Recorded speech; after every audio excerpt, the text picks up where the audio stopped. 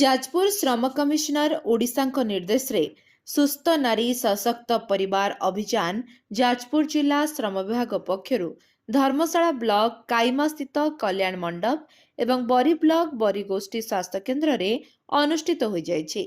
ଧର୍ମଶାଳାରେ ଅନୁଷ୍ଠିତ ସ୍ୱାସ୍ଥ୍ୟ ପରୀକ୍ଷା କାର୍ଯ୍ୟକ୍ରମରେ ଯାଜପୁର ଜିଲ୍ଲା ପ୍ରଭାଗୀୟ ଶ୍ରମ ଆୟୁକ୍ତ ଶ୍ରୀ ସତ୍ୟନାରାୟଣ ଆଚାର୍ଯ୍ୟ, ସହକାରୀ ଶ୍ରମ ଅଧିକାରୀ ଶ୍ରୀ ଦେବାଶିଷ ଜେନା, ସହକାରୀ ଶ୍ରମ ଅଧିକାରୀ ଶ୍ରୀମତୀ ସୁଶ୍ରୀ ସଙ୍ଗୀତା ସ୍ୱାଇଁ, ସହକାରୀ ଶ୍ରମ ଅଧିକାରୀ ଶ୍ରୀ ସୌମ୍ୟରଞ୍ଜନ ବେହେରା, ଏନପିଏନ୍ ଓଡିଏଲ ଡାକ୍ତର ପ୍ରତୀକ୍ଷା ସାହୁ, ଡାକ୍ତର ପ୍ରିୟଙ୍କା ମଞ୍ଜରୀ ସାହୁ ଯୋଗ ଦେଇଥିବା ବେଳେ ବରୀ ଗୋଷ୍ଠୀ ସ୍ୱାସ୍ଥ୍ୟ କେନ୍ଦ୍ରରେ ଅନୁଷ୍ଠିତ ସ୍ୱାସ୍ଥ୍ୟ ପରୀକ୍ଷା କାର୍ଯ୍ୟକ୍ରମରେ ବରୀ ଗୋଷ୍ଠୀ ସ୍ୱାସ୍ଥ୍ୟ କେନ୍ଦ୍ରରେ ଡାକ୍ତର ସବ୍ୟସାଚୀ ଦାସ, ଡାକ୍ତର ଶଶିକାନ୍ତ ସାହୁ, ଜିଲ୍ଲା ଶ୍ରମ ଅଧିକାରୀ ଶ୍ରୀ ସୁଧୀର କୁମାର ସାହୁ, ସହକାରୀ ଶ୍ରମ ଅଧିକାରୀ ଶ୍ରୀ ସ୍ମୃତିରଞ୍ଜନ ପଣ୍ଡା ପ୍ରମୁଖ ଯୋଗ ଦେଇଥିଲେ।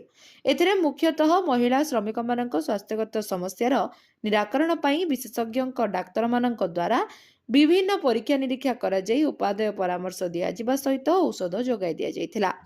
ଆୟୋଜିତ ଏହି ସ୍ୱତନ୍ତ୍ର ଶିବିରରେ ଜିଲ୍ଲା ଶ୍ରମ କାର୍ଯ୍ୟାଳୟର କର୍ମଚାରୀମାନେ ଶିବିରକୁ ସୁଚାରୁ ରୂପେ ପରିଚାଳନା କରିବାରେ ସହଯୋଗ କରିଥିଲେ। ଏହି ଶିବିରରେ ବରୀରେ 70ରୁ ଉର୍ଦ୍ଧ୍ୱ ଏବଂ ଧର୍ମଶାଳାରେ 100ରୁ ଉର୍ଦ୍ଧ୍ୱ ଶ୍ରମିକ ଯୋଗ ଦେଇ ସେମାନଙ୍କ ସ୍ୱାସ୍ଥ୍ୟ ପରୀକ୍ଷା କରାଇଥିଲେ। ଯାଜପୁର ଅଭିମନ୍ୟୁ ମିଶ୍ରଙ୍କ ରିପୋର୍ଟ, ଲିଭ୍ ଲାଇଫ୍ ଓଡ଼ିଆ।